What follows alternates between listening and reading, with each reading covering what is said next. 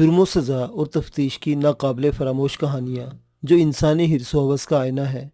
Post mortem قسط number 2۔ تھانہ دار صاحب، بھائی صاحب کا یہ کمرہ رہائشی حصے کے وسط میں واقع ہے۔ آپ جن دروازوں کے بارے میں پوچھ رہے ہیں وہ 3 مختلف خوابگاہوں میں کھلتے ہیں۔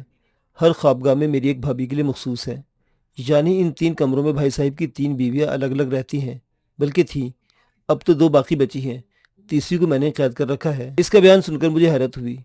میں نے ایک مرتبہ پھر دروازوں پر نظر ڈالی۔ 2 دروازوں پر مجھے تالے نظر آئے، جبکہ تیسرے دروازے پر تالا دکھائی نہ دیا، تاہم وہ بند تھا۔ میں نے اس سلسلے میں قربان علی سے پوچھا، یہ تالوں کا کیا راز ہے؟ اس نے بتایا، بھائی صاحب کا ہمیشہ سے اصول رہا ہے کہ ان کے طلب کرنے پر ہی کوئی بیوی ان کی تنہائی میں آتی تھی۔ وہ تینوں دروازوں پر اندر سے تالے ڈال کر رکھتے۔ وہ جس بیوی کی ضرورت محسوس کرتے اس کے کمرے کا دروازہ کھول دیتے۔ اس کا واضح مطلب یہی ہوتا کہ اس کمرے میں موجود بیوی کے ساتھ وہ رات بسر کریں گے۔ عجیب و غریب اصول تھا تمہارے بھائی کا۔ میں نے ناپسندیدہ نظروں سے دیکھا۔ بیویاں نہ ہوئی، بھیڑ بکریاں ہوئی جنہیں اشارے پر طلب کیا جاتا۔ ایسی ازدواجی زندگی پہلی مرتبہ دیکھنے میں آئی ہے۔ تمہارے بھائی صاحب تو بہت نرالے خامد تھے۔ وہ میرے طنز کو نظر انداز کرتے ہوئے بولا، آپ وہ دروازہ دیکھ رہے ہیں نا؟ اس کا اشارہ مغربی اور مشرقی دروازوں کی طرف تھا۔ ان پر تالے نظر آ رہے ہیں۔ ان میں سے مغربی کمرے میں بڑی بھابھی رشیدہ رہتی ہیں، جبکہ مشرقی کمرہ درمیانی بھابھی رخسانہ کے لیے مخصوص ہے۔ رخسانہ کے استعمال میں 2-3 کمرے ہیں اور جن میں اس کا بیٹا سلطان اور بیٹی فرزانہ رہتے ہیں۔ وہ ایک لمحے کو متوقف ہوا، پھر تھوک نکلتے ہوئے بولا، رخسانہ بھابھی اور رشیدہ بھابھی والے کمروں پر موجود تالے ظاہر کرتے ہیں کہ گزشتہ رات ان میں سے کوئی بھائی صاحب کے کمرے میں نہیں آیا۔ اب آ جا کے نرگس ہی باقی بچتی ہے۔ وہ سامنے شمال میں کھلا ہوا دروازہ اسی کے کمرے کا ہے، یعنی اس کمرے کا تالا بند نہیں۔ اس کا مطلب یہ ہے کہ وہ رات میں بھائی صاحب کے ساتھ تھی، اور سب سے خاص بات یہ کہ نرگس نے ہی بھائی صاحب کی خودکشی کے بارے میں بتایا تھا۔ میں تو فوراً سمجھ گیا یہ سب اسی کا کیا دھرا ہے۔ میرے 2-4 سوالات میں ہی وہ گھبرا گئی۔ اس نے اقرار جرم کے لیے ذرا سختی کی تو وہ بے ہوشی کا ناٹک کرنے لگی۔ میں نے اسے اٹھا کر اس کمرے میں بند کر دیا۔ وہ ہر صورت نرگس کو قاتل ثابت کرنے پر تلا ہوا تھا۔ میں نے جے وقوع کا مکمل نقشہ تیار کیا، نہایت ضروری اور اہم نکات کو اپنی ڈائری میں نوٹ کیا اور چودھری قربان علی سے کہا، تمہارے علاوہ اس حویلی میں اور کون ہے؟ رشیدہ بھابھی اور رخسانہ بھابھی اپنے کمروں میں موجود ہے، اس نے بتایا، یا پھر حویلی میں کام کرنے والے ملازم؟ رخسانہ کے بچے کہاں ہیں؟ میں نے پوچھا۔ وہ اپنے ماموں کے پاس گئے ہوئے ہیں، اس نے جواب دیا۔ رخسانہ کا بھائی چودھری کرمداد قلعہ واسو سنگھ میں رہتا ہے۔ میں نے اس واقعے کی اطلاع کرمداد کو بھجوا دی ہے، ہو سکتا ہے بچوں کو لے کر شام میں یہاں پہنچ جائے۔ گھریلو ملازمین کی تعداد اور نام کیا ہے؟ کل 6 ملازم اس حویلی میں کام کرتے ہیں۔ وہ گہری سانس خارج کرتے ہوئے بولا، 4 عورتیں اور 2 مرد۔ عورتوں کے نام شریفہ، منیرہ، نگو اور سلمہ ہے، جبکہ مردوں کے نام مطلوب اور منظور ہے۔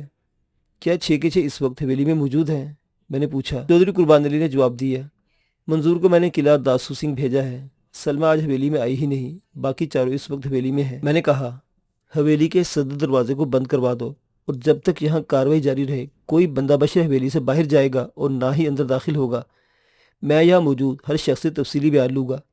ایک لمحے کو رک کر میں نے قربان علی سے پوچھا، تم حویلی کے کس حصے میں رہتے ہو؟ سامنے والے حصے میں، اس نے جواب دیا، وہ جو گیٹ کے پاس ہے۔ حویلی کے اندر داخل ہونے کے بعد میں نے سرسری انداز میں اس کی مکانیت کا جائزہ لیا تھا۔ وہ حویلی 2 رہائشی حصوں پر مشتمل تھی۔ ابتدائی حصے میں گیٹ کے قریب بیٹھک کے ساتھ کئی کمرے بنے ہوئے تھے، جن میں 1-2 عام سے اور باقی عالی شان تھے۔ میرے خیال میں وہ عام سے نظر والے کمرے ملازمین کے لیے تھے۔ میرے استفسار پر قربان علی نے بتایا کہ مطلوب اور منظور مستقل طور پر حویلی میں رہتے ہیں، جبکہ عالی شان رہائشی حصہ قربان کے لیے مختص تھا۔ جیسا کہ میں پہلے بیان کر چکا ہوں، حویلی کے دوسرے رہائشی حصے میں فرمان علی اپنی 3 بیویوں کے جھرمٹ میں رہتا تھا، اور اس طرح کہ کوئی بیوی اپنی مرضی سے دم نہیں مار سکتی تھی۔ چودھری کے طلب کرنے پر ہی وہ حاضر ہوتی اور اس کی دل بستگی کا سامان کرتی۔ بڑے مزے تھے چودھری فرمان علی کے۔ اس کا ظلم اور زیادتی رعایا کے لیے نہیں بلکہ اس کی ازدواج بھی اس سے متاثر ہوتی تھی۔ یہ کیسی رفاقت تھی کہ بیوی اپنی مرضی اور منشا سے خامد کے کمرے میں قدم بھی نہیں رکھ سکتی تھی۔ یوں محسوس ہوتا تھا وہ چودھری کی شریک حیات نہ ہو بلکہ زرخرید لونڈیاں ہوں، جنہیں چودھری کے اشارے پر ناچنے کے لیے پابند کر دیا گیا ہو۔ تھوڑی دیر بعد چودھری قربان واپس آ گیا۔ اس نے آ کر بتایا، جناب میں نے حویلی کا گیٹ بند کروا کے وہاں مطلوب کی ڈیوٹی لگا دی ہے۔ میرے علم میں لائے بغیر کوئی حویلی سے باہر نہیں جائے گا، آپ اس سلسلے میں بے فکر ہو جائیں۔ چودھری قربان کا رویہ غیر فطری معلوم ہوتا تھا۔ اس کا بڑا بھائی ختم ہو گیا۔ چودھری فرمان علی نے خودکشی کی تھی، اسے پھانسی کے ذریعے قتل کیا گیا۔ اس سے قطع نظر قربان کو اپنے بھائی کی موت پر جس طرح غمزدہ اور ملول ہونا چاہیے تھا، وہ اس کیفیت کے اس انداز اور گفتگو میں کہیں نظر نہیں آتی تھی، بلکہ اس کے رویے میں ایک خاص نوعیت کا اطمینان جھلکتا تھا۔ شروع میں نے جو جھنجھلاہٹ اور بیزاری اس کے چہرے پر دیکھی تھی وہ اب دور دور تک نظر نہیں آتی تھی۔ قربان علی کی ان اداؤں نے مجھے کھٹکنے پر مجبور کر دیا۔ میں نے سوچا سب سے پہلے اسی کا انٹرویو کرنا چاہیے۔ مجھے سوچ میں غرق دیکھ کر اس نے کہا، تھانے دار صاحب، اب میں آپ کو قاتل کے پاس لے چلتا ہوں تاکہ آپ قانون کے تقاضے پورے کر سکیں۔ وہ ادھر میری رہائش والے حصے میں بند ہے۔ تمہیں بڑی جلدی ہے چودھری، میں نے اس کی آنکھوں میں جھانکتے ہوئے کہا۔ ذرا چھری تلے دم لو، نرگس سے بھی ملاقات ہو جائے گی۔ کہ تمہیں اندیشہ ہے کہ وہ فرار ہو جائے گی؟ وہ بڑے مضبوط لہجے میں بولا، سوال ہی پیدا نہیں ہوتا جناب، میں نے دروازے کو باہر سے تالا لگا دیا ہے۔ تو فکر کس بات کی ہے؟ میں نے بدستور اس کی آنکھوں میں دیکھتے ہوئے کہا، پہلے تم سے چند سوالات ہو جائیں، پھر نرگس کو بھی دیکھ لوں گا۔ مجھ سے آپ کیا پوچھنا چاہتے ہیں؟ اس کے انداز میں یکدم بوکھلاہٹ آ گئی۔ میں نے ساری بات تو آپ کو بتا دی ہے، یہ تمہارا خیال ہے جو ضروری درست بھی ہو، میں نے سخت لہجے میں کہا۔ میرے خیال میں تم سے پوچھنے کے لیے ابھی بہت کچھ ہے۔ پھر میں نے ادھر ادھر دیکھتے ہوئے سرسری انداز میں کہا، یہاں تو بیٹھا نہیں جا سکتا، کیا کوئی اور موزوں جگہ؟ میں نے دانستہ جملہ ادھورا چھوڑ دیا۔ وہ میری بات کا مطلب سمجھتے ہوئے جلدی سے بولا، چلیں ادھر بیٹھک میں جا کر بیٹھتے ہیں، یا پھر آپ میرے کمرے میں آ جائیں۔ ہم اٹھے اور چودھری قربان علی کے ساتھ بیٹھک میں پہنچ گئے۔ وہ ایک مرتبہ پھر خاطر تواضع کے لیے زور مارنے لگا، لیکن میں نے اس کی پیشکش کو بڑی بے دردی سے ٹھکرا دیا۔ حالانکہ وہ کھانے کا وقت تھا، لیکن میں پیٹ پوجا کے بکھیڑے میں پڑ کر وقت برباد نہیں کر سکتا تھا۔ میں جس مقصد کی خاطر وہاں آیا تھا، اگر وہ حاصل ہو جاتا تو پھر تعام اور آرام کے بارے میں سوچا جا سکتا تھا۔ چودھری قربان علی نے اپنی کوشش کو ناکامیاب ہوتے دیکھا تو اس کا منہ لٹک گیا۔ میں نے سپاٹ لہجے میں اس سے دریافت کیا، تمہاری شادی ہو گئی ہے؟ حالات واقعات ظاہر کرتے تھے وہ غیر شادی شدہ تھا۔ اس نے اب تک ایک مرتبہ بھی اپنے بیوی یا بچوں کا ذکر نہیں کیا تھا۔ چودھری قربان 30 سال کا ایک صحت مند شخص تھا۔ گاؤں دیہات میں لڑکوں کی شادی 18 سے 25 سال کی عمر تک عموماً ہو جاتی تھی۔ اس نے میرے سوال کا جواب دیتے ہوئے کہا، 1 سال پہلے میری شادی ہوئی تھی، لیکن شادی کے 1 ماہ بعد نجمہ مجھ سے جدا ہو گئی۔ اس کی آواز میں ہلکی سی نمی شامل ہو گئی۔ نجمہ کو ایک زہریلے سانپ نے ڈس لیا تھا۔ میں سمجھ گیا، نجمہ اس کی بیوی کا نام تھا۔ اس کے بعد تم نے شادی کے بارے میں نہیں سوچا؟ میں نے اسے ٹٹولا۔ وہ قطعیت سے بولا، نہیں، حالانکہ بھائی صاحب زور دیتے رہے کہ میں فوراً شادی کر لوں تاکہ نجمہ کی یاد سے چھٹکارا مل جائے، لیکن میں نے ان کی بات نہیں مانی۔ میں فروئی باتوں کو چھوڑ کر اصل موضوع کی طرف آ گیا۔ تمہیں کب اور کیسے پتا چلا کہ چودھری قربان علی نے خودکشی کر لی ہے؟ میں نے ٹھوس لہجے میں پوچھا۔ یہ بات مجھے منظور نے بتائی تھی، وہ تیز آواز میں بولا۔ منظور کو نرگس کی زبانی پتہ چلا تھا، اور میرا خیال ہے یہ صبح 7 بجے کا واقعہ ہے، میں سویا ہوا تھا۔ منظور نے دروازہ کھٹکھٹا کر مجھے جگایا اور بتایا کہ بڑے چودھری صاحب نے خودکشی کر لی ہے۔ وہ ایک لمحے کے چپ ہوا، پھر وضاحت کرتے ہوئے بولا، جناب نرگس بہت عیار ہے۔ اس نے منظور کو جو الٹی سیدھی پٹی پڑھائی وہ سیدھے سادے منظور نے مجھے بتا دیا، ورنہ حقیقت یہ ہے کہ بھائی صاحب کو پھانسی لگا کر باقاعدہ قتل کیا گیا ہے، اور قاتل نرگس کے سوا اور کوئی نہیں ہو سکتا۔ اس کے حتمی اور قطعی انداز نے مجھے غصہ دلا دیا۔ میں نے برہمی سے پوچھا، تمہارے پاس ایسا کون سا ثبوت ہے جس سے نرگس قاتل ثابت ہوتی ہے؟ جی، اس کے کمرے کا دروازہ کھلا ہوا، لگتا ہے تمہاری عقل کہیں گھاس چرنے گئی ہے، میں نے ڈانٹ آمیز لہجے میں کہا۔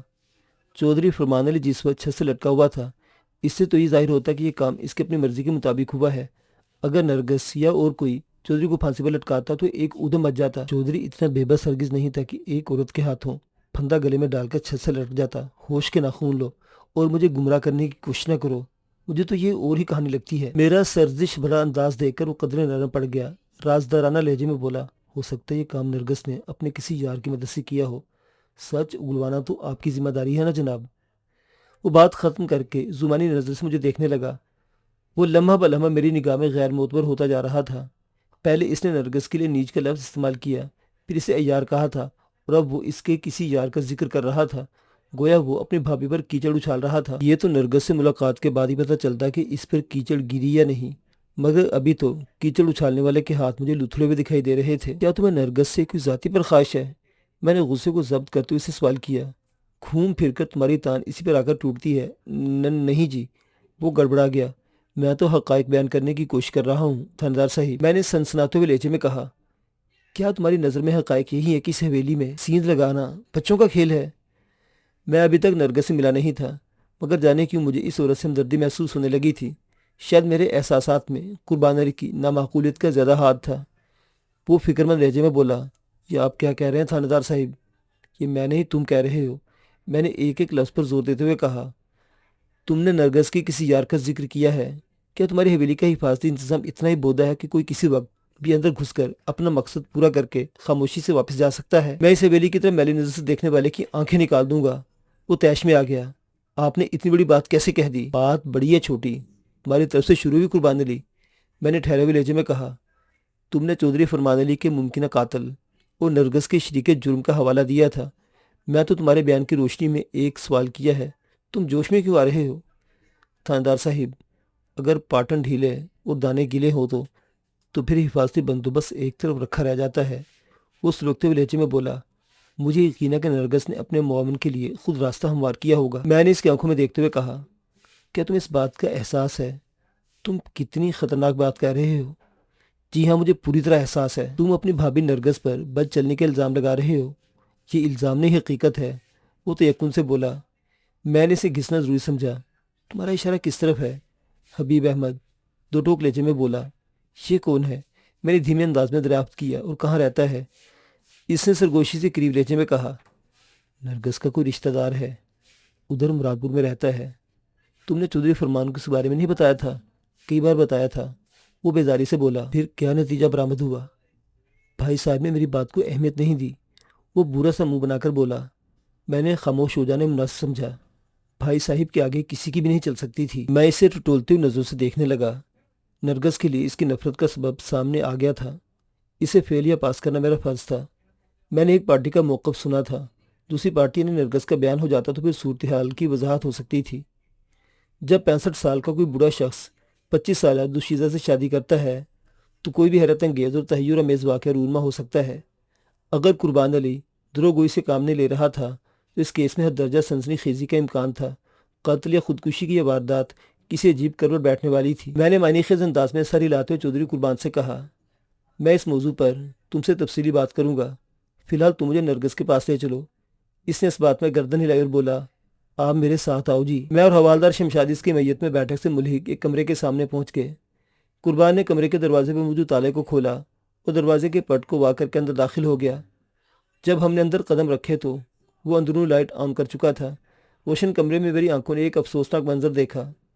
ایک دھان پان حسین و جمیل اور انتہائی پرکشش عورت کمرے کے فرش پر اکڑو بیٹھی تھی۔ کمرے میں ایک بیڈ اور کرسیاں رکھی تھیں۔ اس ستم نصیب عورت نے فرش نشینی اختیار کرنے کو بہتر جانا تھا۔